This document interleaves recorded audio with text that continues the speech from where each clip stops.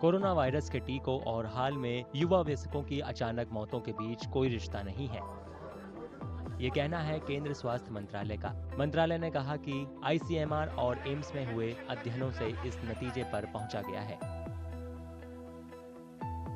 मंत्रालय के मुताबिक एम्स और राष्ट्रीय रोग नियंत्रण केंद्र ने जानकारी दी है कि भारत में कोविड-19 के टीके सुरक्षित और असरदार हैं। इनके गंभीर दुष्प्रभावों के मामले बेहद दुर्लभ हैं।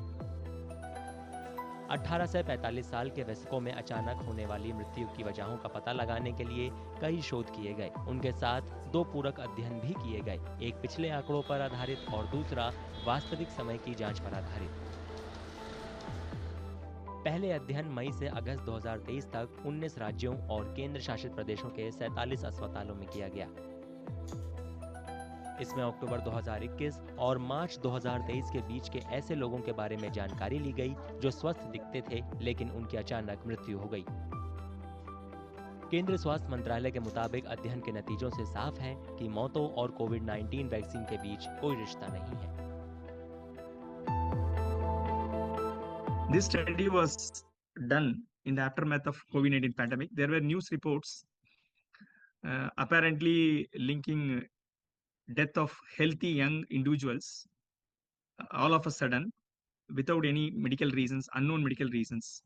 These reports were allegedly linking these deaths with COVID-19 in terms of either suffering from COVID-19 or vaccination for COVID-19. So therefore, our study was done in order to answer the question on what could be the reasons why suddenly young individuals are dying all of a sudden.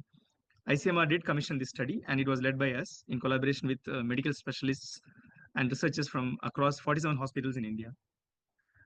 We did a huge study comparing 729 individuals who died all of a sudden despite being in good health just before death.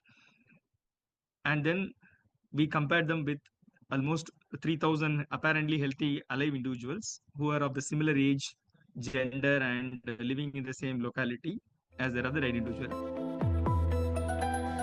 नई दिल्ली के AIIMS में दूसरा अध्ययन ICMR की आर्थिक मदद से किया गया है। इसमें युवा वयस्कों की अचानक मृत्यु की भी जांच की गई है। शुरुआती नतीजों से साफ है कि मृत्यु की मुख्य वजह दिल का दौरा पड़ना है। पिछले सालों के मुकाबले इसके पैटर्न में कोई महत्वपूर्ण बदलाव नहीं है। शोधकर्ताओं ने कई मामलों में आनुवंशिक उत्परिवर्तन की पहचान की है। स्वास्थ्य मंत्रालय ने चेतावनी दी है कि टीके के जोखिमों को लेकर अपुष्ट दावे टीकाकरण में जनता का भरोसा कमजोर कर सकते हैं। The other factors such as family history of sudden death, past hospitalization for COVID-19, and heavy drinking or intense exercise just before death were the only factors that were associated with unexplained sudden deaths as compared to people who are alive. So it's a statistical analysis which led to the conclusion of these risk factors being responsible for sudden death and not COVID-19 vaccination. ये बयान कर्नाटक में एक राजनीतिक विवाद के बाद दिया गया है। मुख्यमंत्री सिद्धरमैया ने हासन जिले में दिल के दौरे से होने वाली मौतों को कोविड वैक्सीन से जोड़ा था। उन्होंने सिर्फ एक जिले में 20 से ज्यादा मौतों का हवाला दिया था, जिसमें युवा भी शामिल थे। मुख्यमंत्री ने तत्काल चिकित्सा निगरानी की मांग की थी। राज्य ने मौतों के कारणों की जांच रिपोर्ट 10 दिन में देने के लिए एक विशेष समिति का गठन किया है। The public should rely on credible sources, such as, for example, Ministry of Health and Family Welfare, state immunization officers, or their own physicians.